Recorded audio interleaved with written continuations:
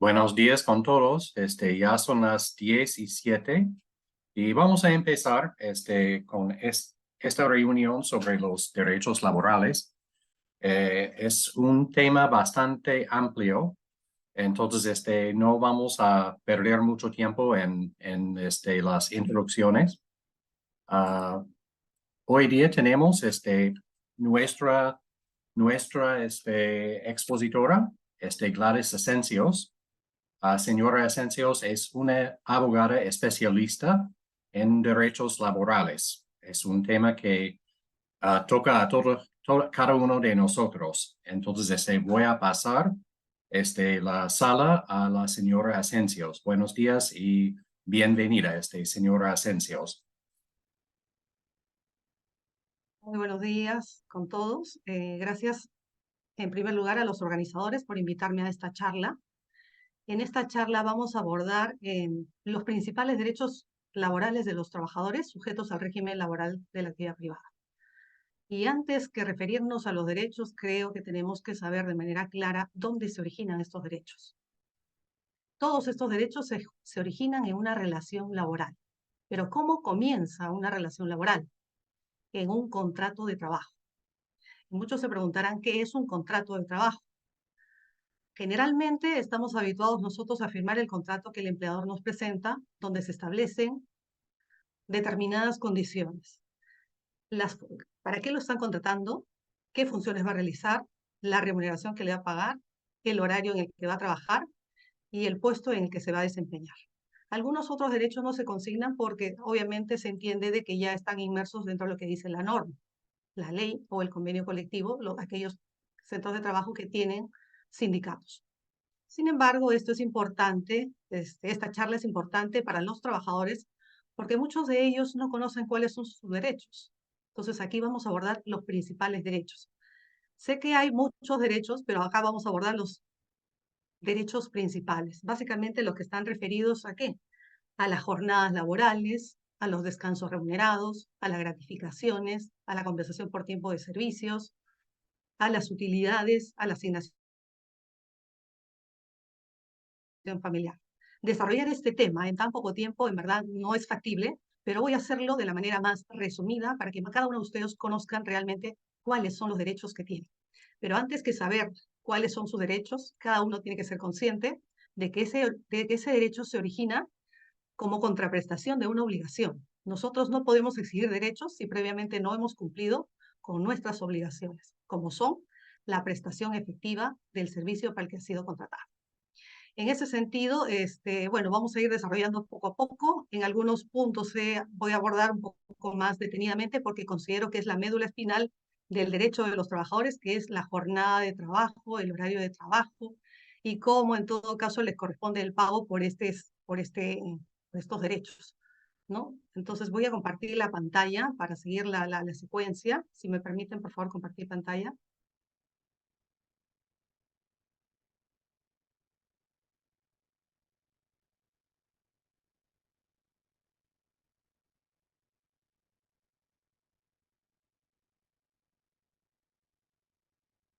Como les he referido hace unos minutos, los temas a tratar son jornada de trabajo, horario y trabajo en sobretiempo. Este sobretiempo generalmente lo conocemos como horas extras. Descansos remunerados, gratificaciones, compensación por tiempo de servicios, utilidades y asignación familiar.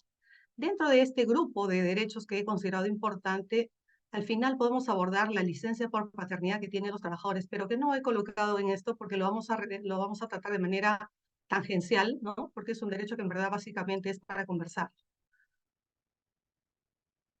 Bueno, empezamos con el primer tema. Está relacionado con la jornada de trabajo. ¿Qué es la jornada de trabajo en realidad? La jornada de trabajo es el tiempo que le dedica el trabajador a su empleador para realizar la labor para la cual ha sido contratado. Por ejemplo, si a mí me contratan para trabajar de 8 de la mañana a las 4 de la tarde y tengo una hora de refrigerio o 45 minutos de refrigerio, el tiempo que yo tengo que estar disponible para mi trabajador es desde las 8 de la mañana hasta las 4 de la tarde, excepto la hora del refrigerio. La hora del refrigerio es la hora en que los trabajadores toman sus alimentos y por tanto eso es un tiempo en que no se puede considerar como jornada de trabajo, como jornada de trabajo. ¿Cuál es la jornada ordinaria? Todos sabemos que son 8 horas diarias o 48 horas semanales como máximo. Pero ¿qué ocurre, por ejemplo, con estas horas máximas? Esta es la jornada ordinaria máxima, pero existen centros de trabajo que establecen jornadas máximas inferiores a 48 horas semanales o menos de 8 horas diarias. ¿Eso es legal? Sí, si lo decide el empleador de manera unilateral o se establece un convenio colectivo, o en todo caso, si la norma o la ley señala que la cantidad de horas ordinarias se reduce de 48 a otra inferior. ¿Quiénes están excluidos de esta jornada máxima? Los trabajadores de dirección. ¿Quiénes son ellos? Básicamente son aquellos que nosotros conocemos como la plana mayor de la empresa. Los gerentes, ¿no? Aquellos que representan a la empresa. Aquellos que participan en las decisiones de la empresa, ellos son básicamente los trabajadores de dirección. Los trabajadores de confianza también están excluidos. ¿Qué significa que están excluidos? O sea, ellos no tienen un horario ni una jornada máxima. Ellos pueden trabajar 8 horas, pueden trabajar 10 horas o pueden trabajar más. Y tampoco están sujetos al pago de horas extras. Por eso es que hablamos de trabajadores excluidos. También están excluidos los trabajadores que prestan servicios intermitentes de vigilancia, custodia. Todos conocemos a los vigilantes, entonces también ellos están excluidos de esto. Y finalmente estamos con los trabajadores no sujetos a fiscalización inmediata. Por ejemplo, tenemos algunos vendedores que salen de sus puestos de trabajo a ofrecer sus productos y solamente llegan a la empresa a coordinar algún tipo de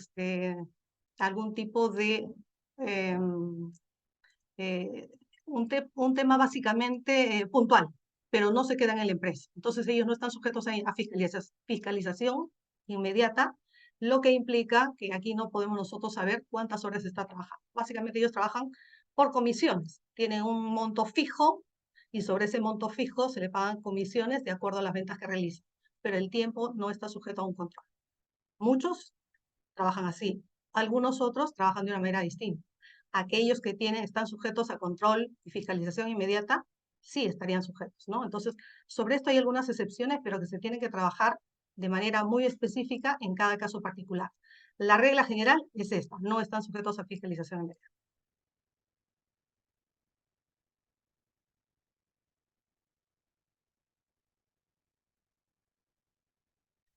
Hace un momento estaba hablando sobre las jornadas ordinarias inferiores a 8 horas. Existen centros de trabajo que tienen esos horarios o esas jornadas, ¿no? Entonces, es posible que esta jornada de trabajo, suponiendo que tengan 45 horas semanales, es posible que esto pueda ser ampliado, puede ser ampliado hasta las 48 horas. La respuesta es sí. Sí se puede ampliar hasta las 48 horas que fija la ley, pero obviamente tiene que hacerse de la misma forma como se redujo la jornada máxima. Por ejemplo, si la ley dice que son 48 horas semanales u 8 horas diarias, significa que yo, que tengo 45 horas semanales, puedo ampliar 3 horas más. ¿Hasta cuánto? Hasta el límite de 48. ¿Qué implica eso? Implica que esas 3 horas me van a abonar adicional al monto de la remuneración que yo ganaba, porque aquí hay un incremento de jornada. Pero como les decía, esto tiene que hacerse de la misma manera como se empezó la reducción. Si la reducción se hizo de manera unilateral por el empleador puede hacerlo de manera unilateral para extender o para ampliar esa jornada de trabajo. Si se hace por convenio colectivo, también tiene que hacerse de la misma manera para ampliar la jornada de trabajo. Si se hace por ley, tiene que hacerse por ley. O sea, esa es la excepción.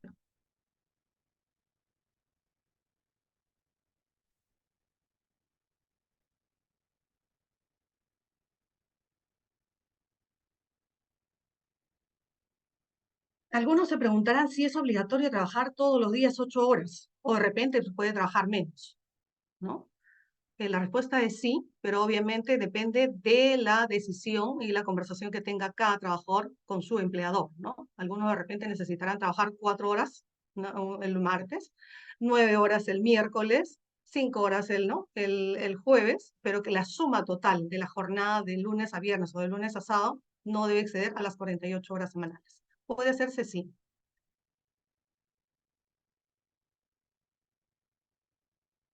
¿Qué pasa si el empleador incumple con la jornada máxima? Aquí obviamente tenemos que preguntarnos de que hay lugares donde, por ejemplo, los trabajadores no solamente trabajan 48 horas semanales, sino exceden esas 48 horas semanales. Esto implica que están infringiendo la norma. Esta es una falta muy grave que puede ser sancionada por la autoridad administrativa de trabajo cuando ellos constatan de que efectivamente está sucediendo ese hecho. O sea, aquí es una falta grave, hay una imposición de una multa para el empleador y obviamente también existiría el pago por la hora extra que está trabajando o están trabajando adicionales a las 48 horas, ¿no? Se puede, ¿sí? Ahora, cuando hablamos de procedimientos para jornadas, o sea, hay un procedimiento que el empleador está facultado para cambiar el horario de trabajo, la jornada de trabajo y los turnos. Aquí he tratado de hacer un breve resumen de lo que ustedes tienen que conocer. ¿Qué pasa si mi empleador me cambia de jornada de trabajo, me cambia de horario, me cambia de turno? ¿Puedo hacer algo? Sí se puede. Pero va a depender un poco que si este cambio está vinculado a una persona o está vinculado a la totalidad o a un grupo considerable de personas, ¿no? El procedimiento, de manera sencilla, está aquí. La ley establece que para hacer una modificación de cualquiera de en estos casos, ¿qué tiene que hacer el empleador? Es comunicar a los trabajadores afectados con 8 días de anticipación. ¿Qué cosa tiene que comunicar? La medida que va a adoptar. Por ejemplo, voy a cambiar de jornada de trabajo, ya no va a ser 48, va a ser 45. Si dice eso, bueno, creo que nadie se va a oponer, pero se amplía, si no son 48, de repente, por ahí por desconocimiento de la ley, amplía más, obviamente todo el mundo se va a oponer. Entonces, ¿qué le dice? Tienes que comunicar con 8 días de anticipación a quienes. Si la empresa tiene sindicato, en primer lugar al sindicato. Si no tiene sindicato, al representante de los trabajadores. Si no existe representante de los trabajadores, a los trabajadores afectados. O sea, esa es la secuencia lógica para hacer cualquier tipo de reclamo. Primero sindicato, luego representante de trabajadores y si no, por defecto, a los trabajadores afectados. Entonces, comunica la medida que va a adoptar, cambio de jornada, cambio de horario o cambio de turno. Y no solamente comunica, sino tiene que señalar cuáles son las razones por las que está cambiando por el que está adoptando o va a adoptar esa medida. Entonces, en esta oportunidad, cuando los trabajadores reciben esa comunicación, tienen la posibilidad, digo la posibilidad porque tienen la facultad, ¿no?, de solicitar al empleador una reunión.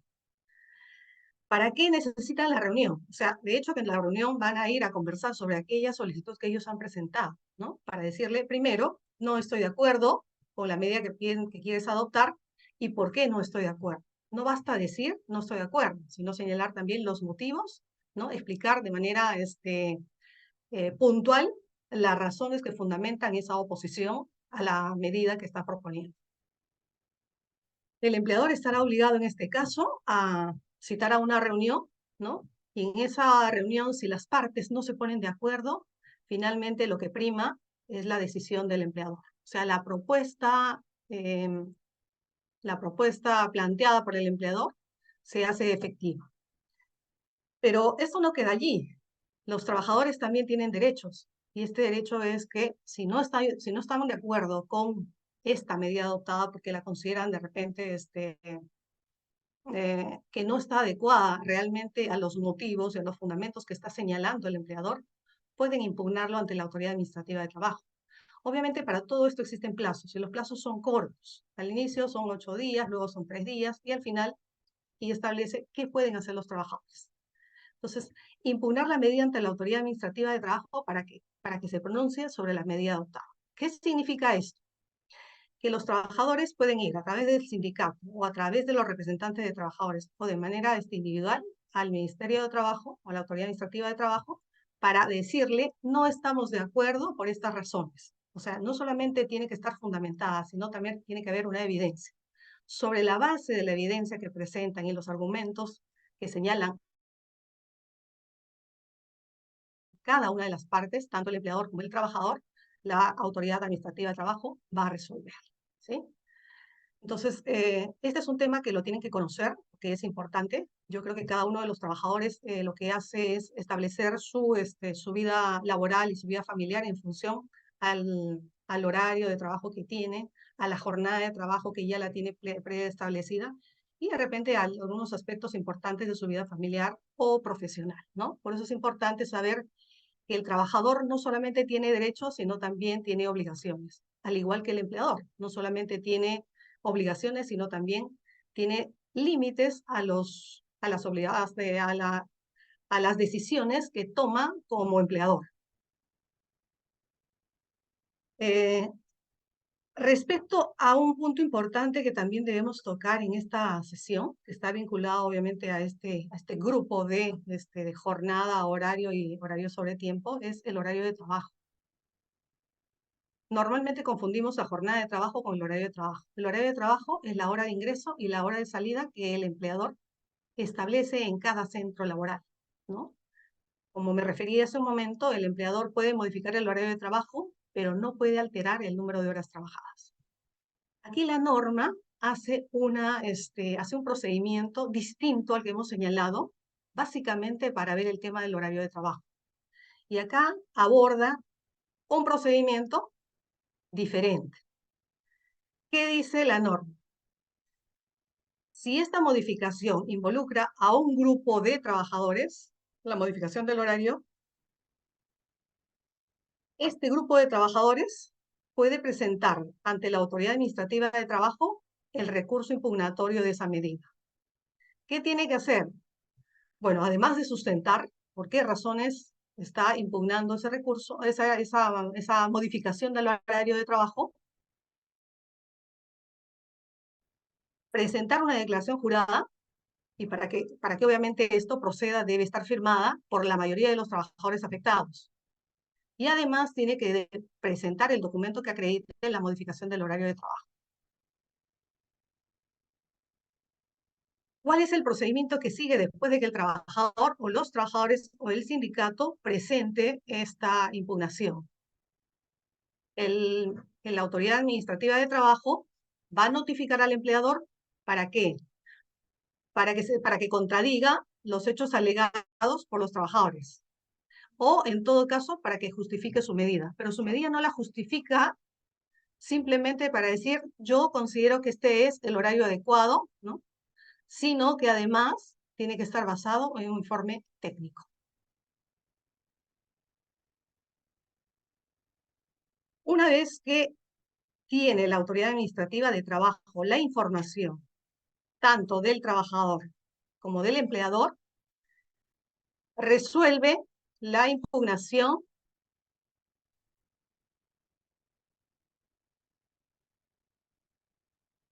perdón.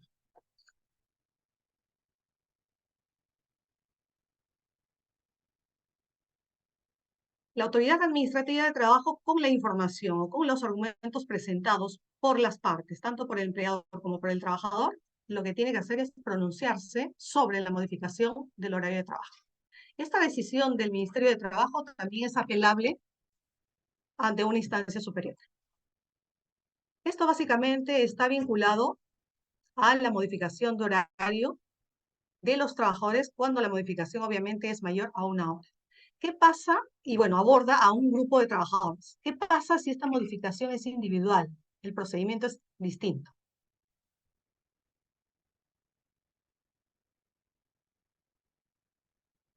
¿Qué dice la norma respecto a este procedimiento? Dice, como esta modificación es un tema individual, lo que tiene que hacer el trabajador es acudir al Poder Judicial. ¿Para qué? Para que genere un procedimiento de indemnización por los actos de hostilidad. Pero esto no es de manera directa. Debe previamente el trabajador presentar una carta a su empleador y señalarle cuáles son los actos de hostilidad que vienen siendo aplicados a él. ¿Para qué? Para que el empleador pueda enmendar su conducta y en todo caso, para que lo deje sin efecto. Si eso no ocurre, el trabajador tiene la posibilidad de ¿qué? De dar por terminado el contrato de trabajo y de presentar su demanda ante el Poder Judicial pidiendo una indemnización por despido indirecto. ¿Esto implica qué cosa? El pago de una indemnización de acuerdo a la cantidad de años laborados. La indemnización, obviamente, por cada año elaborado es 1,5 sueldos por cada año de servicios con un tope de 12 remuneraciones. De acuerdo a la cantidad de años de trabajo que tenga el demandante, el juez señalará cuál es el monto que le corresponde. Pero obviamente, este es un tema de probanza. Si uno va al Poder Judicial a impugnar algo, tiene que tener las pruebas necesarias para demostrar de que se trata de un cese, perdón, de un acto de hostilidad. Lo que tiene que demostrar también es que ha requerido al empleador para que cese este acto. Si no existe un resultado positivo respecto a ello, recién puede dar por concluido el contrato de trabajo. O sea, es un procedimiento que no se puede evitar. Si uno deja de pedir al empleador que cese el acto de hostilidad, ¿qué va a pasar?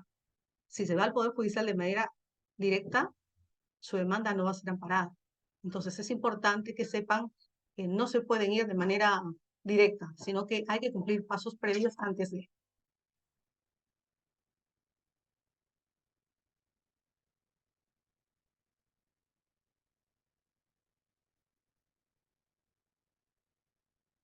Otro punto importante que debemos tomar en cuenta es el horario de refrigerio. El trabajador tiene derecho a tomar sus alimentos en el horario que establezca el empleador. Bueno, retomando la charla, vamos a tratar el tema del horario de trabajo. Y lo que decíamos hace unos minutos es que es el tiempo que el trabajador tiene para tomar sus alimentos. Ahora, el tiempo mínimo que establece la norma es de 45 minutos. Este es un tiempo que muchas veces no se respeta en los centros de trabajo. ¿Qué tenemos que hacer para que esto se evidencie de que en realidad estamos usando menos del tiempo que la ley nos da y en todo caso pueda generarse el derecho a pedir el pago por esto o en todo caso la sanción para el empleador? Tenemos que marcar tarjetas. O sea, no solamente marcamos tarjeta a la hora que empezamos a trabajar, sino también debemos marcar tarjeta a la hora que empezamos el refrigerio y a la hora que terminamos el refrigerio y a la hora de salir. Entonces, ¿cómo puedo evidenciar que efectivamente el tiempo del refrigerio no se está respetando? Con el marcado de tarjeta. ¿Pueden existir otros medios? Sí, pero el medio más confiable es el marcado de tarjeta. Es la evidencia más directa, es la evidencia que nadie puede negar, porque obviamente está en la parte documentada, ya sea de manera física o de manera digital. Pero hay formas de probar, sí. Entonces, lo que tenemos que tomar acá en cuenta es básicamente ¿qué tenemos que hacer?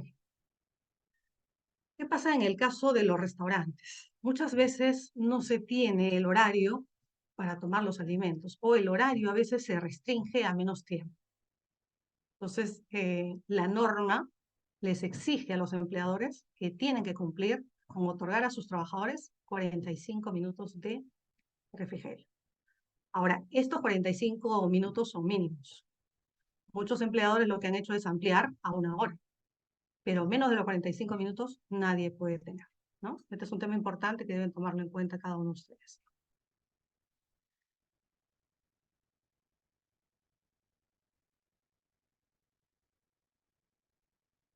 Tenemos otro tema importante para los trabajadores, es el horario nocturno. ¿Cuándo se considera horario nocturno? El horario nocturno está considerado entre las 10 de la noche y las 6 de la mañana. Entonces, ¿qué pasa si yo empiezo a trabajar en la mañana o en la tarde, pero mi jornada llega hasta las 10 de la noche o de repente 11 de la noche? O sea, el horario diurno se paga con la hora normal y el nocturno, si yo llego a este punto de las 10 hacia adelante, esa jornada se paga como jornada nocturna. ¿Qué implica? Una sobretasa de 35% de la remuneración, ¿no? Obviamente hay que establecer cálculos para ver cuánto vale una jornada diaria y de acuerdo a eso se paga la sobretasa por las horas que ha trabajado en jornada nocturna. De hecho, que esto no es necesario que les diga porque ningún trabajador puede percibir menos de una remuneración mínima vital.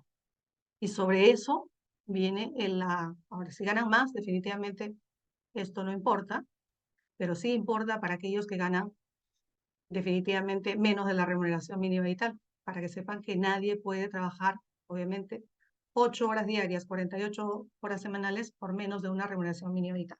La remuneración mínima vital para el año 2023, bueno, actualmente es de 1.025 nuevos soles, o bueno, soles.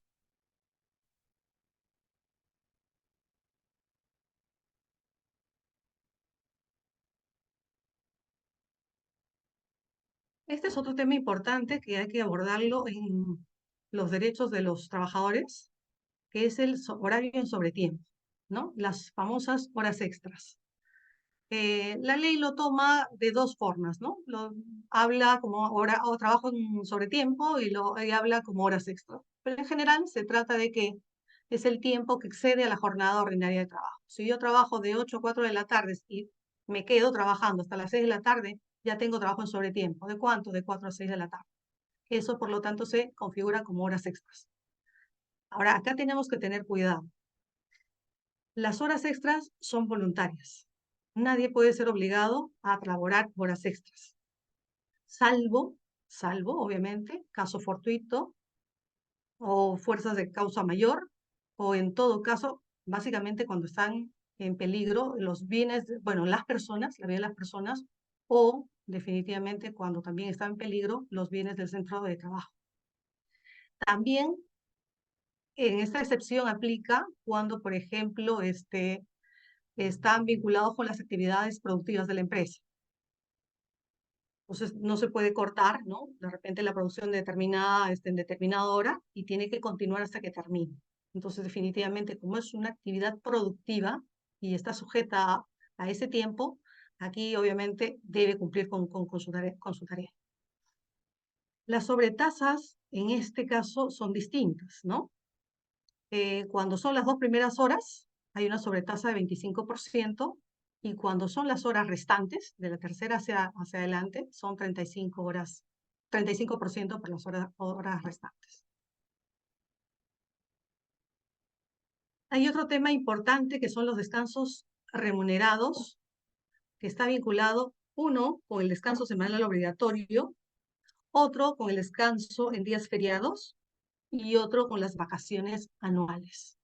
Todos sabemos que tenemos derecho a descansar 24 horas consecutivas de descanso en cada semana, ¿sí?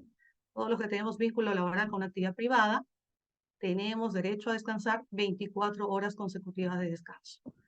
Estaba revisando una resolución del Tribunal de Sunafil que había impuesto una multa a una empresa X por no haber respetado este tiempo de descanso.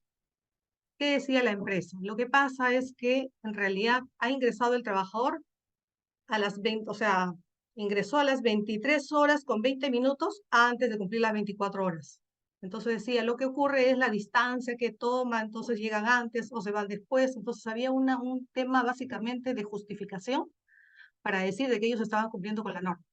Pero aquí lo que se trata es de saber exactamente que ustedes tienen que descansar 24 horas consecutivas, ¿sí? ¿Qué ocurre si los trabajadores laboran en su día de descanso sin que eso se sustituya en la misma semana? O sea, ¿hay posibilidad de que el empleador pueda cambiar este descanso semanal obligatorio por otro día? Sí.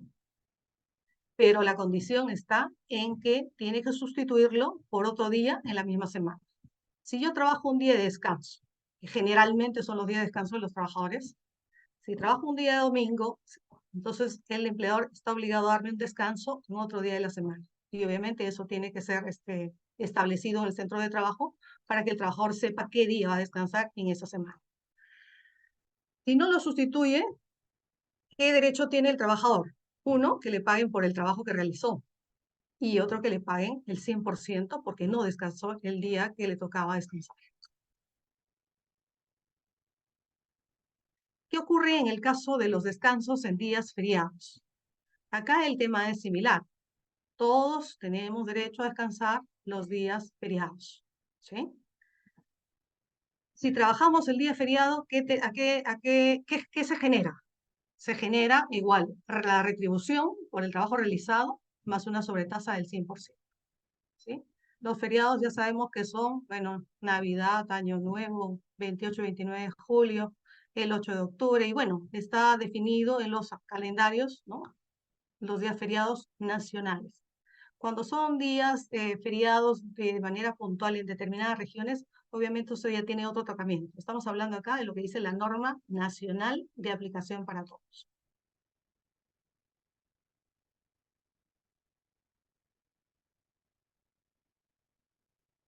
Dentro de los descansos remunerados, tenemos también a las vacaciones anuales.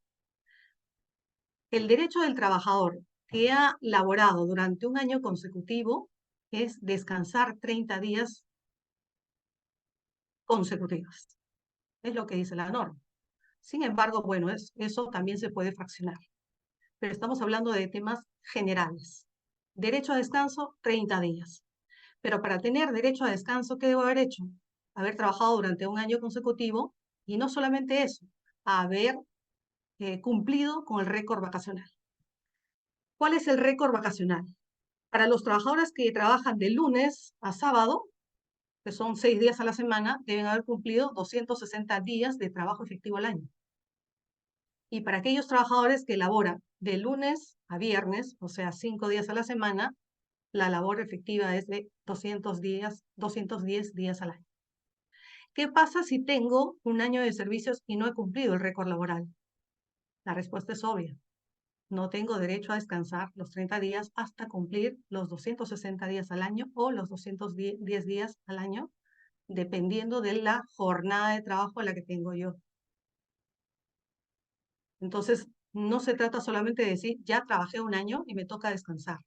Necesitas saber cuántos días has trabajado en el año para tener derecho a eso. Si has trabajado mínimo 260 días, sí tienes derecho, ¿no? Si has trabajado mínimo 210 días al año, sí tienes derecho. Pero si ese récord no se ha cumplido, tienes que cumplirlo antes de que te corresponda el descanso vacacional. ¿Cómo generalmente se computa el inicio de las vacaciones? Se toma en cuenta la fecha de ingreso del trabajador, ¿no? Y obviamente, si ingresa, por ejemplo, un 1 de octubre del 2019, ¿cuándo le tocaría vacaciones? El 1 de octubre del 2020, siempre que tenga ese récord. Porque hay muchas personas, por ejemplo, que piensan que como ingresaron el 1 de una fecha determinada y cumplen un año, tienen que salir de vacaciones. Pero si tienes muchas faltas y no has cumplido con este récord, no te toca vacaciones.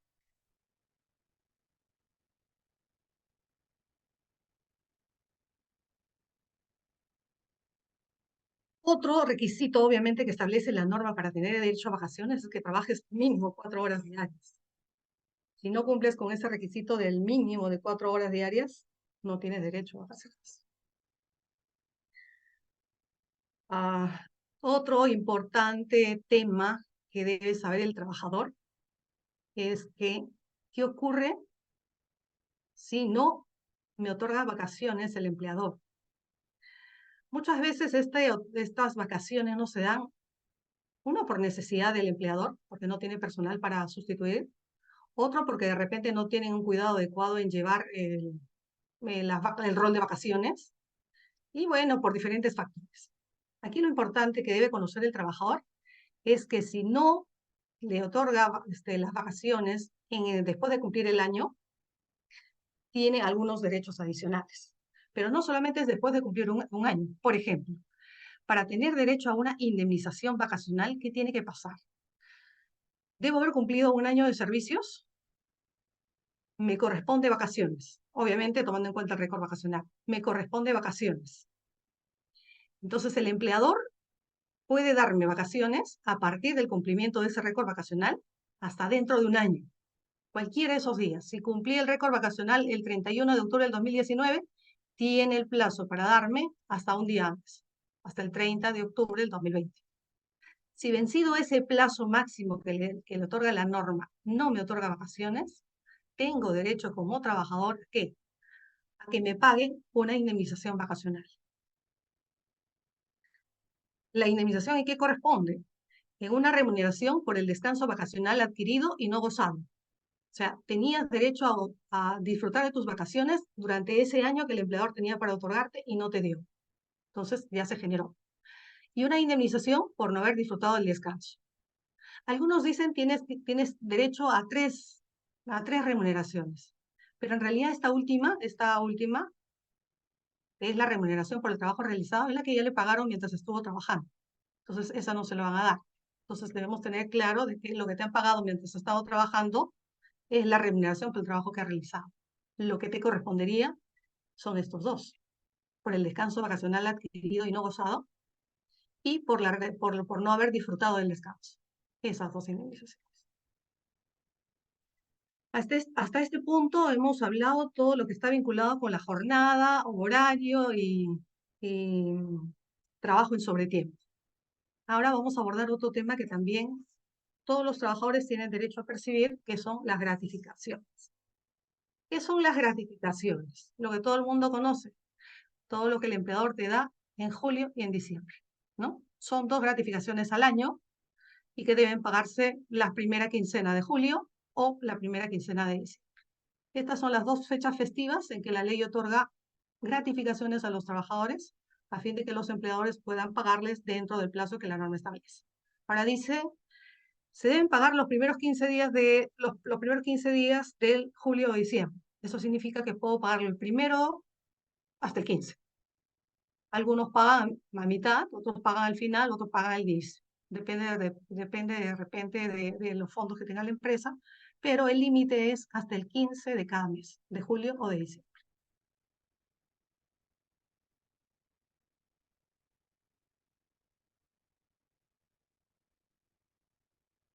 Ahora, ¿a quiénes les alcanza este derecho? Este derecho les alcanza a todos los trabajadores que tienen contrato de trabajo indeterminado, contrato de trabajo sujeto a modalidad, lo que le llaman algunos plazo fijo, pero en realidad son contratos de trabajo sujetos a modalidad. Y también les alcanza pues a los socios trabajadores de las cooperativas de trabajadores. Aquí no importa el tiempo de trabajo que tengas si es que tienes por lo menos un mes cumplido. Si ya tienes un mes cumplido, ya tienes derecho a las gratificaciones. ¿Cómo calculamos las gratificaciones? O sea, para la gratificación de julio, por ejemplo, si me tienen que pagar en julio, ¿qué tomamos en cuenta? Todas las remuneraciones que he percibido de enero a julio, perdón, a junio.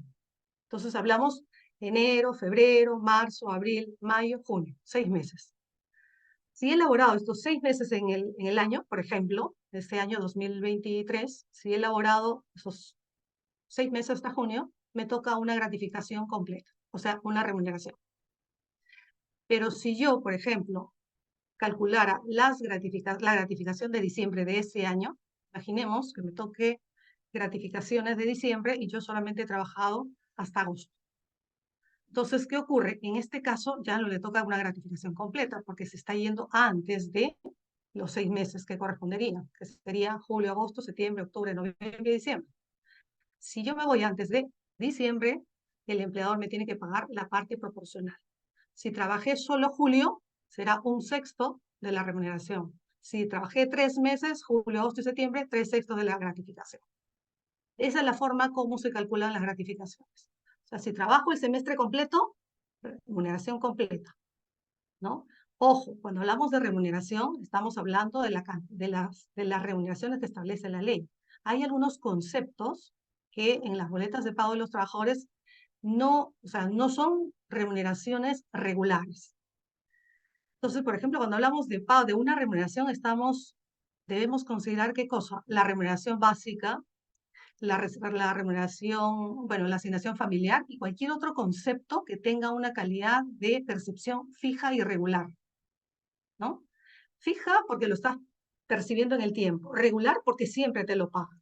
Si, por ejemplo, tienes algunas bonificaciones, algunas comisiones que son variables, eso también entra, pero va a depender si has trabajado si en el semestre respectivo, por lo menos lo has percibido 3 meses. Para que se considere regular o habitual, es mínimo 3 meses a un periodo de 6. Si no se cumplen esas condiciones, no ingresa para el cálculo de las gratificaciones. Obviamente, esto mismo se aplica para el pago de vacaciones, ¿no? O sea, no es de que todo lo que aparece en mi boleta es lo que con el que debe calcularse. De repente hay algunos conceptos que sí y otros que no. Para establecer cuáles sí y cuáles no, Tienen que saber la naturaleza de la remuneración. Tiene que ser fija, regular y de libre disposición. Bueno, en este punto creo no hay mucho más que abordar. Tal vez tendríamos que avanzar un poco con el tema de la CTS. Este es un tema que también importa mucho a los trabajadores. Todos los que tenemos dependencia laboral, todos los que tenemos contratos de trabajo firmados con el empleador o de repente contratos verbales, tenemos derecho a un beneficio social y uno de ellos es a varios beneficios sociales. Uno de ellos es la compensación por tiempo de servicios, ¿no? Todos saben que esto debe depositar el empleador en cada semestre. O sea, obviamente hay un plazo para depositar, ¿no? El semestre termina el 30 de abril y el depósito debe realizarse hasta el 15 de mayo. El siguiente semestre termina el 30 de octubre y debe depositarse el 15 de noviembre de cada año. Esos son plazos máximos que tienen los empleadores. Al igual que la gratificación, cada uno de ellos puede tomar la decisión de pagar al vencimiento, ¿no? O al día siguiente.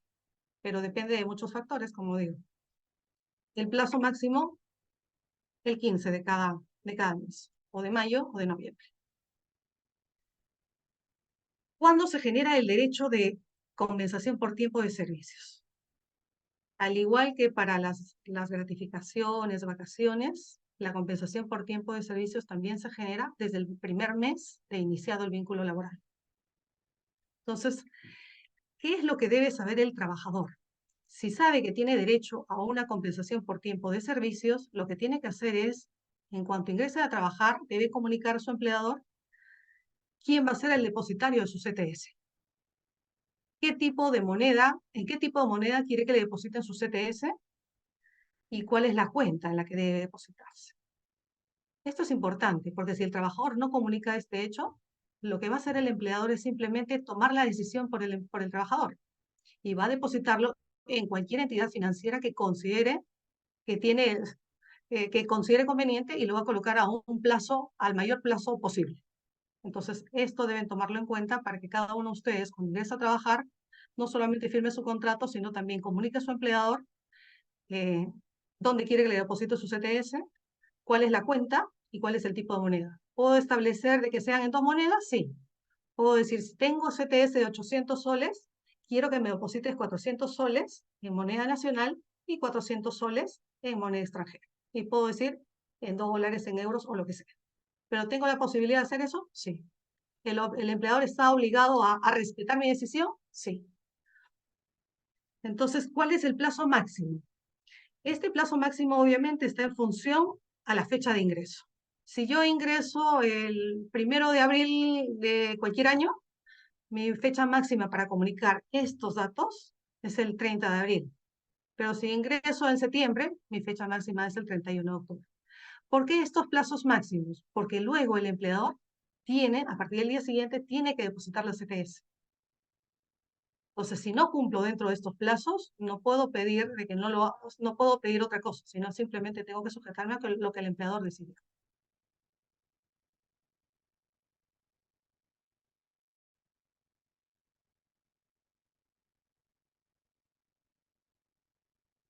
Otro derecho que también es necesario conocerlo es el tema de las utilidades.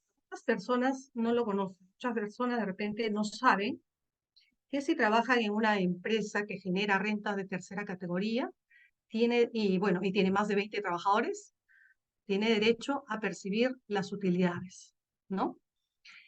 Estas utilidades, ¿qué son? En realidad son las ganancias que tiene el empleador durante un año. O sea, durante el ejercicio del 2020, por ejemplo, todas las empresas que han generado rentas de tercera categoría, o sea, comercio, industria, pesquería, telecomunicaciones, etcétera, ellos tienen la obligación de distribuir las utilidades a sus trabajadores. Esto está en función a unos porcentajes que señala la ley. Para el caso de los restaurantes es el 8%. ¿Pero después de qué? Después de haber deducido, es sobre la renta neta de los ingresos que tiene el empleador, después de haber deducido las pérdidas de ejercicios anteriores. ¿Cómo se distribuye? Este es un tema básicamente de cálculo, pero esto es importante que lo sepan, cómo se distribuyen las utilidades. O sea, se distribuyen en función a dos factores. Uno, que está vinculado con los días trabajados por cada trabajador, y otro que está en función a las remuneraciones de cada trabajador. Los porcentajes están aquí. Dicen 50% será distribuido en función a los días laborados por cada trabajador. Y el otro 50% se distribuirá en proporción a las remuneraciones de cada trabajador. ¿Cuál es el límite? El límite que tienen los trabajadores para percibir las utilidades es de 18 remuneraciones mensuales. ¿Cuál es esa remuneración? La que se encuentra vigente al cierre del ejercicio. Por ejemplo, si las empresas este año, 2023, toda la renta que se genere durante el año 2023, el cierre del ejercicio es 31 de diciembre. Lo que gane el trabajador el 31 de diciembre se va a multiplicar por las 18 remuneraciones para ver cuál es su límite, ¿no? Y obviamente el tema de la remuneración, como les digo, está sujeto a lo que dice la norma. Remuneración fija y permanente y que sea de libre disposición. ¿Hay algunas limitaciones? Sí, pero es importante que sepan que el límite es de 18 remuneraciones que están vigentes al 31 de diciembre de cada año. Si yo ganaba en diciembre 2.000 soles y me tocaran las gratificaciones, entonces lo máximo que yo podría percibir es lo que yo multiplique, 18 por 2.000. Eso es lo que me toca. El límite. ¿Cuál es el plazo? El plazo es, bueno, las utilidades, como saben, del ejercicio es del 1 de enero de cada año al 31 de diciembre de cada año. Todas las empresas tienen que presentar su declaración jurada anual del impuesto a la renta ante la SUNAT. ¿Cuándo se presenta? El siguiente año. Normalmente lo que ocurre es que la SUNAT saca un cronograma de presentación de declaraciones juradas y de acuerdo al número de RUC se van pagando. Entonces, imaginemos si tocaba pagar el 30 de marzo del 2022, a partir del día siguiente están obligados a distribuir, pagar las utilidades a los trabajadores. ¿Qué ocurre si el empleador no paga las utilidades? Si yo sé que mi empleador ha tenido utilidades y no me ha pagado, tengo la posibilidad de impulsarle una carta y requerirle el pago de las utilidades. Desde el momento que yo requiero el pago de las utilidades, se genera el pago de intereses moratorios. Entonces, si no me pagan las utilidades, yo tengo la posibilidad de reclamar. Solo en ese momento que yo lo reclamo, se generan los intereses. ¿Qué pasa si yo no reclamo el pago de las utilidades? Y de manera directa, y me voy al proceso judicial. Entonces, en ese caso, los intereses se generan recién con la interposición de la demanda. Entonces, esto es importante saberlo. Muchos obviamente no lo hacen porque uno no conoce, otro porque de repente tienen alguna dificultad, piensan que van a tener algún tipo de dificultad con su empleador si reclaman algún derecho, y bueno, lo dejan para el final. Entonces, es una decisión básicamente del trabajador ver qué es lo que realmente es importante, ¿no? A veces es importante mantener el vínculo laboral, a veces es importante reclamarlo, entonces hay que poner el costo-beneficio, pero no dejar de conocer su derecho, perdón, conocer su derecho es importante y tomar una decisión en función al conocimiento es más importante.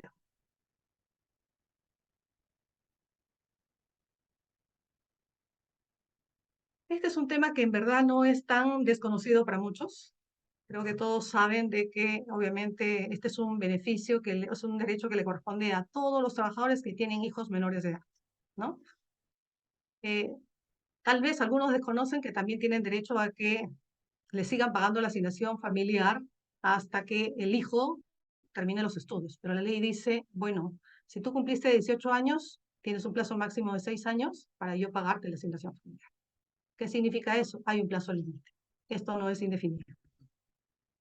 Entonces, pero mientras dure ese tiempo, los trabajadores tienen derecho a percibir la remuneración, perdón, la asignación familiar. Entonces, ¿qué tiene que hacer el trabajador? Definitivamente el empleador no va a saber si el trabajador tuvo un hijo o no tuvo un hijo, o tiene hijos menores de edad mayores de edad que están estudiando. Quien tiene que comunicarle ese hecho es el trabajador. O sea, debe comunicar que tiene un hijo y no solamente comunicar que tiene un hijo, obviamente adjuntarle la partida de nacimiento del hijo para saber que ya tiene. Y obviamente para que el trabajador o el empleador tengan pues la fecha precisa desde cuándo se genera el derecho. En el caso de los estudiantes, por ejemplo, obviamente lo que tiene que acreditar es que el hijo o la hija está pues, cursando estudios superiores y que obviamente si bien ha cumplido la mayoría de edad, aún está cursando los estudios. Pero como les decía, el límite es máximo hasta 6 años posteriores a la mayoría de edad. ¿Cuál es el monto? Es el 10% de la remuneración mínima vital. Pero, bueno, si es 1025, la remuneración mínima vital serían 102.50 si solo gano la remuneración mínima vital. Pero también para este caso, igual, en el tema de la remuneración, hay que ver qué conceptos son fijos y permanentes. Y sobre eso se hace el cálculo.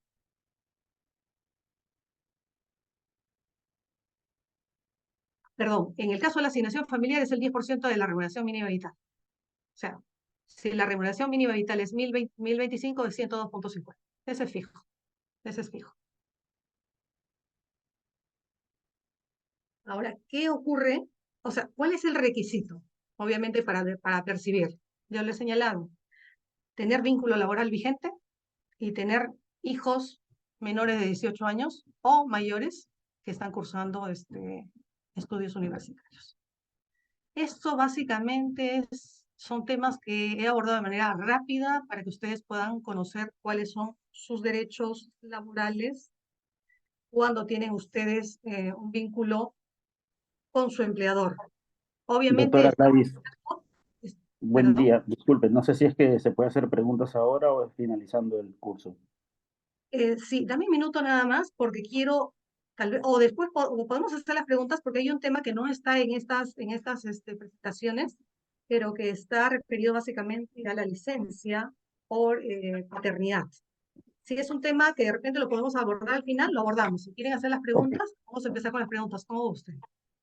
Bueno, yo quería hacer una consulta, ¿no? Con respecto al tema de los beneficios, que todo se basa justamente Sí, díganme. ¿no? Al sueldo básico, podríamos decir. Pero en el tema de la quinta categoría o algún otros descuentos, normalmente se basan mucho a otros tipos de ingresos. Ahora, en muchos restaurantes, nosotros somos acreedores a las propinas. No sé si las propinas están también dentro de lo que vienen a ser los descuentos o un cálculo sobre tus ingresos, ¿no?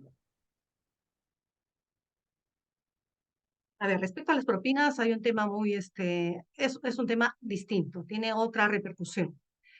Las propinas, en realidad, lo que hacen es que los clientes de manera voluntaria le dan a los trabajadores del restaurante. Este no está vinculado al empleador, porque no depende del empleador que al trabajador le den la propina o no le den la propina. Y además esta propina lo reúnen ustedes y se distribuyen entre ustedes. Esto no forma parte de la remuneración del trabajador. Ahora, ¿qué podría pasar en el caso de ustedes, por ejemplo, no? De pronto, las propinas las pagan algunos en efectivo y otros con tarjeta. Entonces, si no tienen, por ejemplo, si no saben cuánto le corresponde de propina y el empleador les distribuye a cada uno de ustedes una cantidad, creo que lo que deberían saber o buscar la forma de conocer es cuánto se generó durante determinado periodo la propina y cuánto lo que les han distribuido. Pero esto, en verdad, este es un tema distinto al vínculo laboral que tiene el empleador con el trabajador. No, no, Antes más que sería todo, distinto. mi consulta se iba porque a la hora de que ellos hacen, por ejemplo, los descuentos o los cálculos para tu descuento de quinta categoría, o sea, consideran a las propinas como parte de tu ingreso. ¿Me dejo entender? Entonces, justamente uno alcanza un ingreso un poquito más considerable y por ende ya vienen ciertos descuentos. Claro, lamentablemente para el tema del impuesto a la renta, todo lo que el trabajador ingrese dentro de su patrimonio está sujeto al pago del impuesto a la renta. Por eso es el descuento de quinta categoría.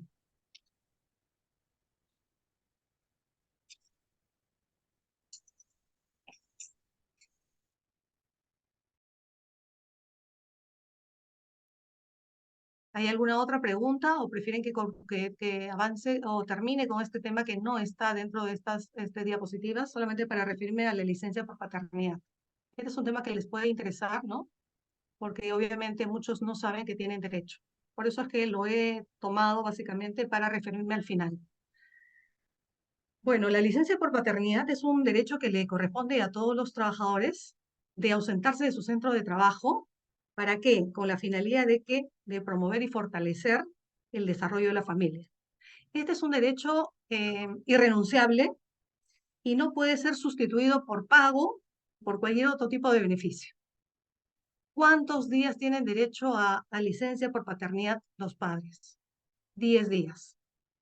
El trabajador tendrá que pedir al empleador que le otorgue esa licencia y obviamente se toman en cuenta diferentes factores. La regla general es que todos tienen 10 días de descanso por licencia por paternidad,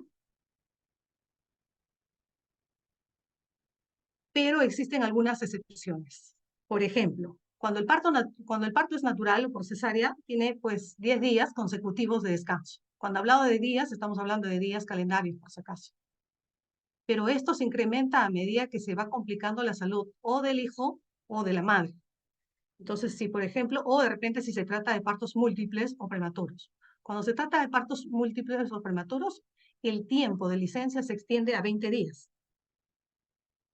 Pero se extiende un poco más cuando, por ejemplo, existe el nacimiento del niño con una enfermedad congénita terminal o con una discapacidad severa.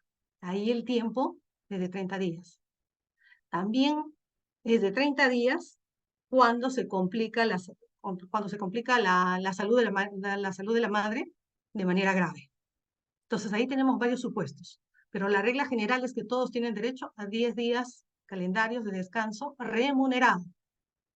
Los otros ya depende mucho de determinadas situaciones, pero la regla general son 10 días. Ahora, el trabajador tiene varias alternativas. Puede pedir esos 10 días desde que nace su hijo, o puede pedir desde que la madre o el hijo salen del alta del centro médico, o puede pedir 3 días antes de la fecha probable del parto. Pero para que esto ocurra, obviamente, el trabajador tiene que presentar, ¿no?, el certificado médico que indique de que la fecha probable del parto es determinada fecha, de tal forma que pueda tener acceso a esa licencia 3 días antes de la fecha probable, ¿no? Estas son 3 alternativas que le dan a la norma y depende del trabajador que pueda elegir uno u otro y depende un poco de la circunstancia que cada uno pueda decidir.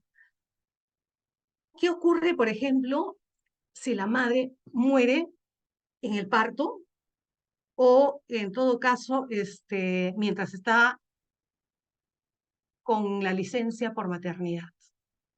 Entonces, la norma se pone en esta situación extrema y obviamente lo que hace es generarle el derecho al padre. ¿Para qué? Para que dicha licencia con goce de haber se acumule a su licencia, ¿no? Esta es una situación un poco especial, pero también tienen derecho. Ahora, ¿qué ocurre en el caso de que, por ejemplo, el trabajador quiera pedir su licencia por paternidad y además también pedir su descanso vacacional si es que ya tiene derecho a descansar? O sea, ya cumplió su récord, tiene un periodo pendiente de descansar. Entonces, ¿qué puede hacer? Puede pedir su licencia por paternidad y luego, luego inmediatamente después, ¿no? Bueno, inmediatamente después no, sino continuar con su descanso vacacional. Pero ojo, aquí él tiene que comunicar al empleador con 15 días de anticipación. Obviamente esta comunicación tiene un sentido, ¿no? Todos los trabajadores tienen un puesto de trabajo y tienen que cumplir determinadas obligaciones. Entonces el empleador tiene que tomar la precaución para colocar a otro personal que haga las funciones de determinada persona y para que no se genere un problema dentro del centro de trabajo. Entonces acá lo que tenemos que cuidar no son solamente nuestros derechos, sino también cumplir con los plazos que establece la norma, de tal forma que no podamos generar un problema al empleador, ¿no? A costa de una mala comunicación o de repente falta de comunicación, ¿no? Entonces de eso se trata. ¿Qué tiene que hacer, obviamente, el trabajador?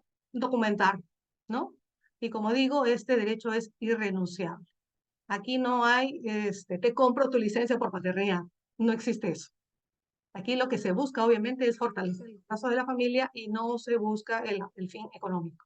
Entonces, aquí, si tienen derecho, pueden solicitarlo y tienen también 10 días de descanso consecutivos para hacerlo.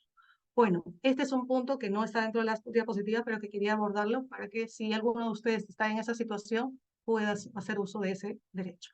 Entonces, si ya si existe alguna otra pregunta distinta, podemos empezar con la ronda de preguntas.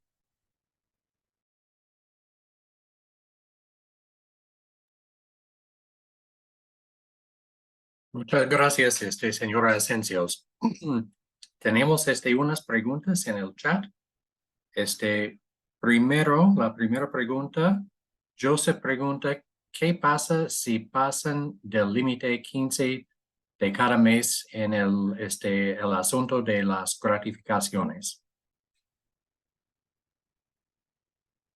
Bueno, en realidad lo que se genera acá es un incumplimiento de parte del empleador que puede ser,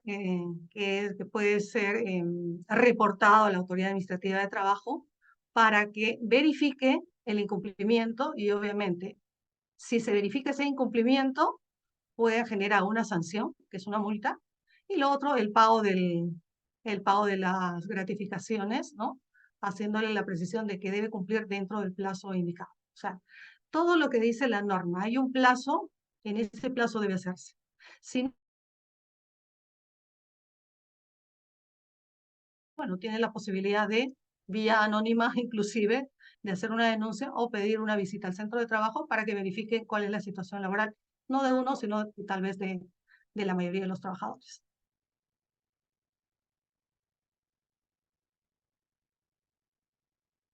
Perdón,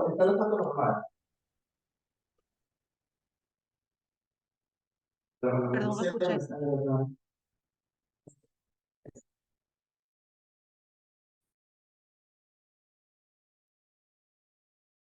Junior Amaro, tiene una pregunta.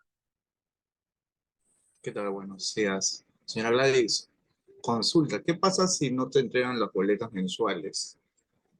Centro de labor.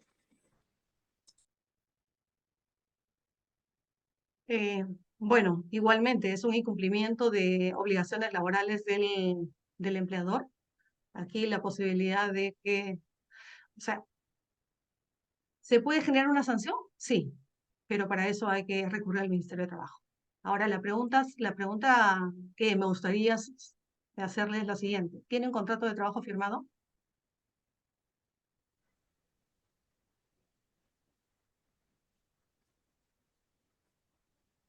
Sí. ¿Perdón? Si tenemos un contrato firmado, sí, nos deberían entregar unas boletas de pagos mensuales. Claro, Pero sí. los empleadores nos dicen que se está recibiendo después de 15 días o te dan unos plazos, pero igual, en mi caso yo hice un seguimiento de ello y tenía constantemente repetir los mismos diciéndoles que si que van a entregar esta fecha, ¿no? Y luego te dan después de un mes, mes y medio, la boleta anterior. Me iban debiendo un mes de las boletas. Bueno, este es otro de los incumplimientos. El procedimiento es el mismo, ¿no? Pueden hacer una queja al Ministerio de Trabajo o, bueno, es una FIL y señalar de que no les están entregando las boletas de pago. Pero, como les digo, esto puede hacerse de manera anónima, pedir una visita, una inspección, y se puede hacer la verificación de todos los incumplimientos del empleador. ¿Para qué? Uno, para documentar. Y dos, bueno, para que el empleador en todo caso, pues, lo que tenga que hacer es mejorar todas las ineficiencias o los incumplimientos que está generando, ¿no? No solamente la entrega de boleto de pago, de repente también otros beneficios, ¿no?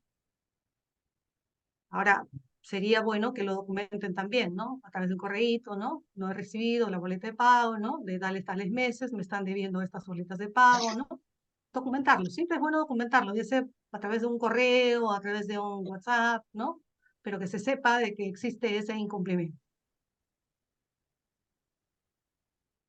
¿Cómo estás, Gladys? Buenos días. Una consulta para no salirnos del tema. ¿Cuánto es como empleador el mínimo de tiempo que tengo que mandar, que tengo que brindarles la boleta al, al empleado?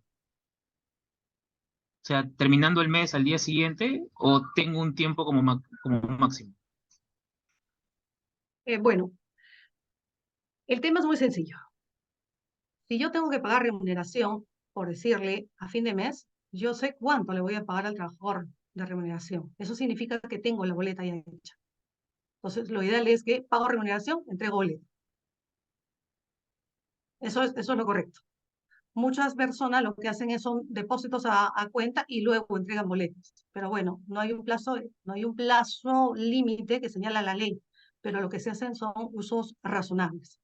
Si para pagar, o sea, si yo empleador sé que a fin de mes tengo que pagar a X persona 2.000 soles, ¿de dónde obtuve ese monto? Se supone que ya hice todos los cálculos durante el mes, cuánto le corresponde a esa persona y ya sé que tengo que pagarle 2.000 soles. Entonces, ¿qué cosa me limita para no entregarle al trabajador su boleta de pago cuando le estoy haciendo el pago de su remuneración el 30 de cada mes? Nada. Es básicamente organización. Es más, ahora incluso lo pueden mandar por correo electrónico, ¿no? Hay otras formas digitales. Antes era necesario entregar y la firma del trabajador en la boleta, de la constancia, de la recepción. Hoy día incluso puedes mandarle por correo electrónico, por diferentes formas. Entonces, no habría ninguna razón como para demorar más del plazo razonable.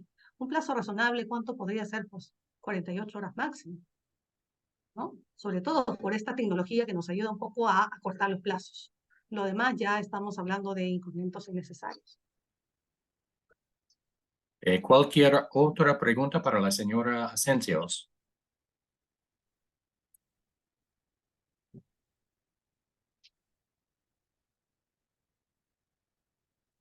Si no, Por acá entonces perdón. por acá había una pregunta, dice, Junior dice, ¿tiene que pasar como 6 meses para recibir el 100% de tu gratificación? Bueno, el derecho a la gratificación se genera a partir del mes de vínculo laboral, ¿no es cierto? Si tengo un mes de trabajo, tengo derecho a las gratificaciones. Pero para el cálculo, como he explicado, debo tener en cuenta el semestre, de enero a junio y de julio a diciembre. Si yo he trabajado de enero a junio, me corresponde una remuneración. Si yo he trabajado parte de ese semestre, va a depender, se calcula en forma proporcional a los meses trabajados. Esa es básicamente la respuesta. Por aquí hay otra pregunta de Anthony Quispe. ¿Los derechos son iguales en las MIPES? No, son distintos y habría que hacer una exposición solamente para MIPES para saber cuáles son los derechos. Este es un tema importante porque obviamente hay muchos de los restaurantes que están bajo este régimen de MIPES y en las MIPES no tienen estos beneficios sociales, ¿no? Entonces, este es un tema que hay que abordarlo aparte, pero no son iguales. Inclusive los descansos vacacionales, ¿no? No son iguales. Para que se considere una MIPE o una PYME, ¿cuántas personas pueden haber como mínimo o como máximo? Bueno, está sujeto básicamente no solamente al número de trabajadores, sino también al ingreso que tiene la empresa en determinado Ah, periodo. ok. Sí.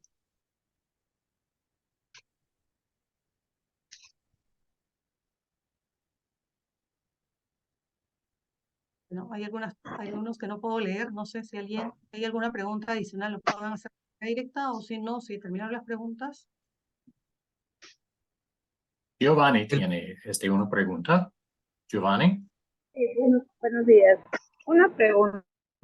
Aquí, por ejemplo, si yo trabajo, brindo servicios o recibo honorarios para una empresa, ¿puedo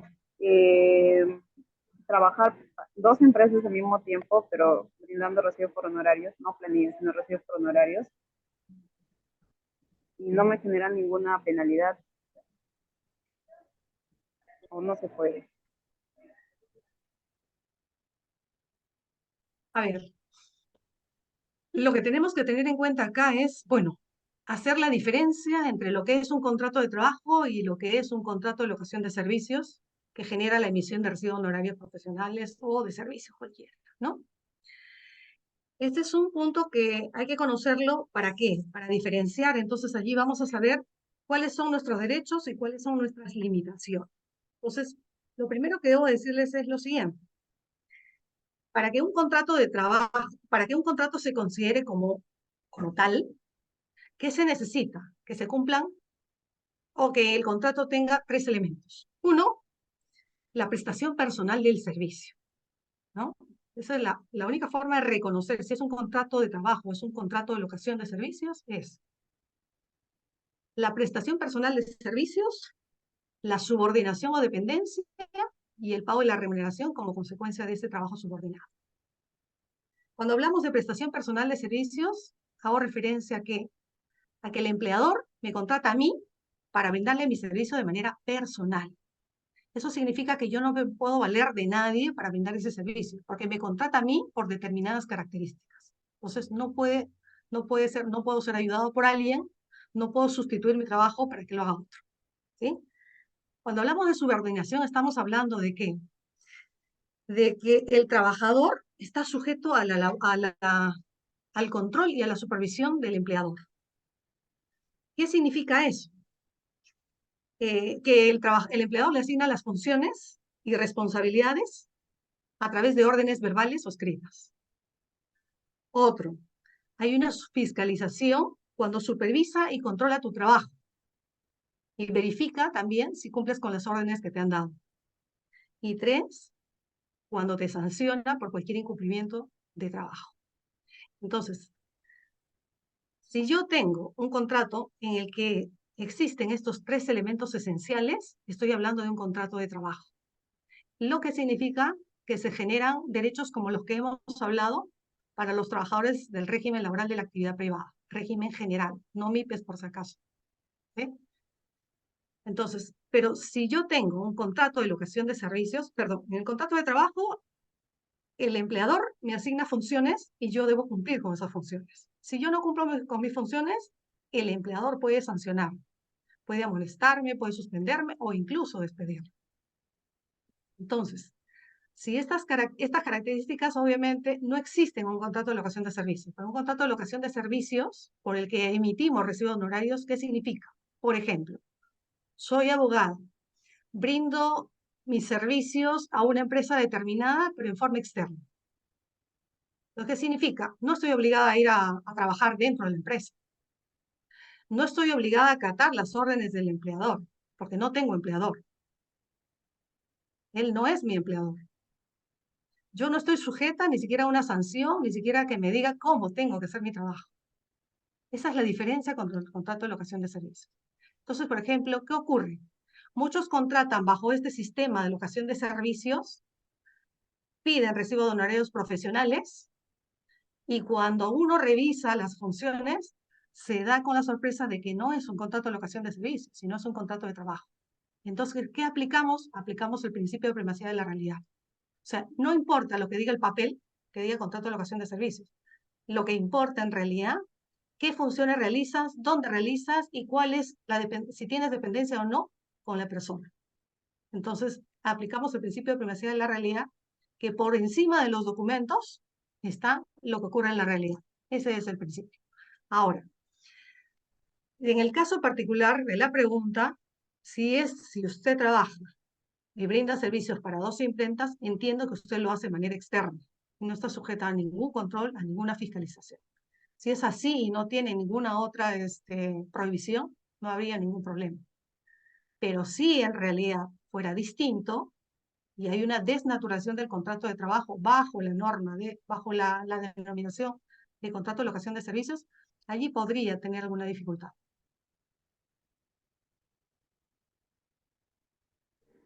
Gracias.